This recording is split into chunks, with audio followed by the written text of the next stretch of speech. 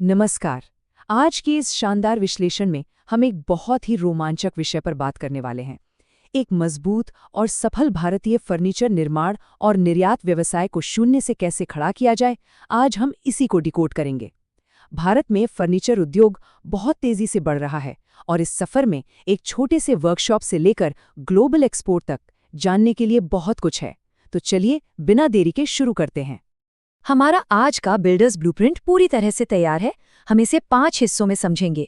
शुरुआत market trends को समझने से होगी, फिर फैक्ट्री का सेटअप, उसके बाद सबसे जरूरी कागजी कार्रवाई, फिर शोरूम की मार्केटिंग और अंत में द वर्ल्ड स्टेज यानी ग्लोबल एक्सपोर्ट। पहला भाग है द ब्लूप्रिंट यानी मार्केट ट्रेंड्स और व्यापार की व्यावहारिकता। देखिए, किसी भी सफल बिजनेस में कदम रखने से पहले बाजार की मांग को समझना सबसे पहला और सबसे महत्वपूर्ण कदम होता है। हवा किस दिशा में बह रही है, ये जानना बेहद जरूरी है। $37 बिलियन, एक बार इस नंबर पर ध्यान दीजिए। साल 2030 तक भारतीय फर्नीचर बाजार का यही अनुमानित आकार होने वाला है। सच में ये कोई छोटा मोटा आंकड़ा नहीं है। ये सीधे तौर पर दिखाता है कि इस व्यवसाय में कितना असीम पोटेंशियल छिपा हुआ है। पर एक बड़ा सवाल ये है कि आधुनिक खरीदार आखिर चाहते क्या हैं? 2026 के ट्रेंड्स की बात करें तो चीजें काफी बदल गई हैं। शहरों में जगह कम होने के कारण मॉड्यूलर और स्पेस सेविंग फर्नीचर की मांग बहुत तेजी से बढ़ी है। लोगों को अब स्मार्ट और मल्टीफंक्शनल चीजें चाहिए, जैसे सोफा कम बेड या बिल्ट इन स्टोरेज, और हाँ, शीशम और सागौन जैसी ठोस लकड़ी, साथ ही इको फ्रेंडली सामग्रियों का क्रेज भी वापस आ गया है। अब बात करते हैं हमारे दूसरे भाग की, द वर्कशॉप, फैक्ट्री सेटअप और मशीनरी। किसी भी आइडिया को हकीकत में बदलने के लिए एक मजबूत ढांचे की जरूरत होती है। चलिए देखते हैं कि एक मॉड्यूलर फर्नीचर फैक्ट्री के लिए सही जगह और उपकरण क्या होने चाहिए। एक बेहतरीन फैक्ट्री सेटअप करने के लिए मुख्य रूप से 4 कदम होते हैं। सबसे पहले एक स्पष्ट प्रोडक्ट फोकस तय करना होता है। उसके बाद 2000 से 5000 स्क्वायर फीट की एक ऐसी जगह चुनना जरूरी है जहां डस्ट एक्सट्रैक्शन और वेंटिलेशन की अच्छी सुविधा हो। फिर बारी आती है सही मशीनरी के चुनाव की और अंत में ऑपरेटरों को अच्छी ट्रेनिंग देने की। यही एक मजबूत वर्कशॉप की नींव है। अब वो कौन सी मशीनें हैं जो एकदम फैक्ट्री लेवल की परफेक्ट फिनिश देती हैं? शुरुआत होती है CNC नेस्टिंग मशीन से, जो कटिंग और ड्रिलिंग का सारा काम ऑटोमेट कर देती है। एज बैंडिंग मशीन किनारों को एकदम क्लीन फिनिश देती है। सटीक कटाई के लिए पैनल सॉ और हिंज या डावल के छेदों के लिए मल्टी बोरिंग मशीन की जरूरत होती है। और आखिर में सतह को एकदम चिकना बनाने के लिए वाइड बेल्ट सैंडर। ये भारी उपकरण मॉड्यूलर सिस्टम्स की जान होते हैं। यहाँ जो सबसे दिलचस्प बात है वो ये है कि मशीनों की कीमतें ऑटोमेशन के साथ कैसे आसमान छूने लगती हैं। उदाहरण के लिए एक मैनुअल एज बेंडिंग मशीन सिर्फ $600 से शुरू हो सकती है, लेकिन पूरी तरह से ऑटोमेटेड मशीन $32,000 से भी ऊपर जा सकती है। इसी तरह CNC नेस्टिंग मशीन की कीमत $15,000 से लेकर $65,000 तक हो सकती है। शुरुआत में अपने बजट और जरूरत के हिसाब से सही मशीन चुनना वाकई बहुत अहम है। चलिए आगे बढ़ते हैं तीसरे भाग पर, द पेपर वर्क, कानूनी औपचारिकताएं और वित्तीय सहायता। सुनकर भले ही थोड़ा बोरिंग लगे, पर जैसे फर्नीचर को फेविकोल और कीलों की जरूरत होती है, वैसे ही बिजनेस को सही कागजात और वर्किंग कैपिटल की। कुछ कागजी कार्यवाहियां ऐसी हैं जिनसे कोई समझौता नहीं किया जा सकता। बिजनेस एंटिटी का रजिस्ट्रेशन, GST और लोकल म्युनिसिपैलिटी से ट्रेड लाइसेंस तो बिल्कुल बेसिक हैं। इसके अलावा उद्यम या MSME रजिस्ट्रेशन कराने से कई सरकारी फायदे मिलते हैं। और क्योंकि ये मैन्युफैक्चरिंग इकाई है, तो फैक्ट्री लाइसेंस और पोल्यूशन कंट्रोल की NOC, NOC होना अनिवार्य है। ये सारे कागजात बिजनेस को पूरी तरह से सुरक्षित बनाते हैं। पैसों की बात करें तो सरकार की तरफ से भी काफी मदद उपलब्ध है, जैसे PMEGP योजना, जो मैन्युफैक्चरिंग इकाइयों को 10 से 25 लाख रुपए तक का लोन देती है और इसमें लोकेशन के हिसाब से बेहतरीन सब्सिडी भी मिलती है।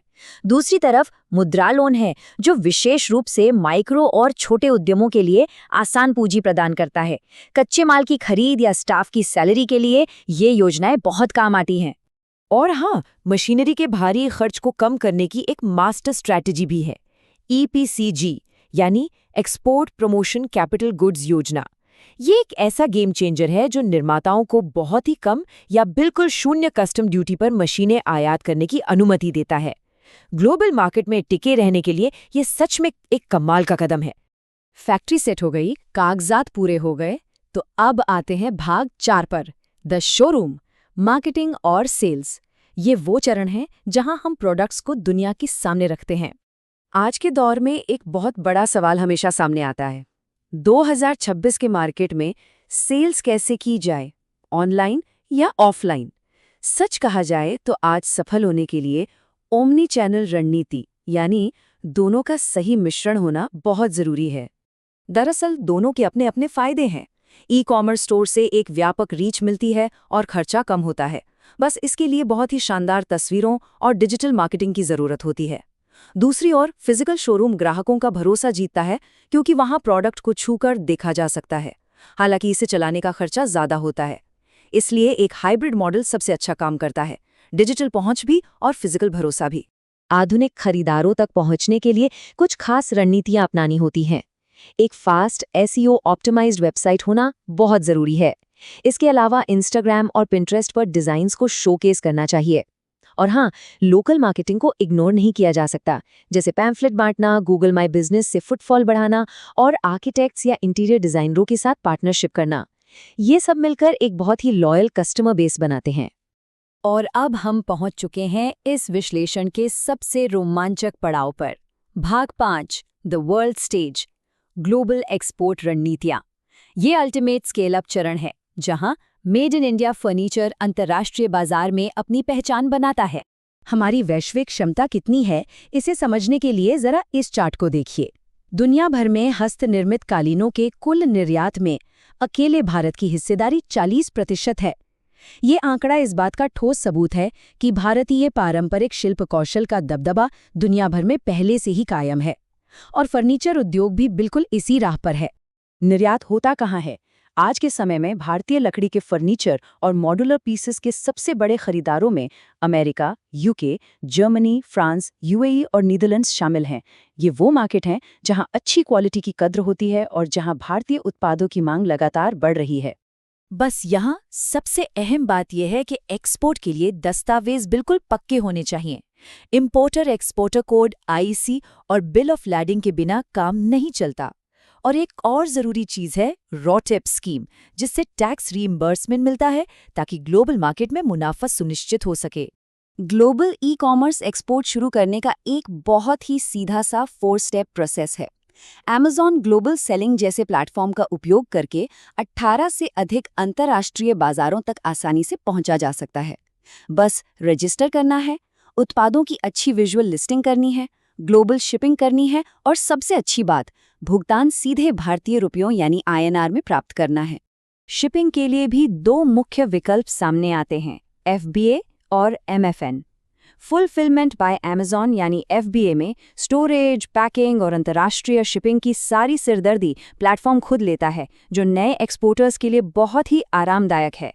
वहीं मर्चेंट फुलफिल्ड नेटवर्क में निर्माता को अपनी क्रॉस बॉर्डर लॉजिस्टिक्स का प्रबंधन खुद करना होता है।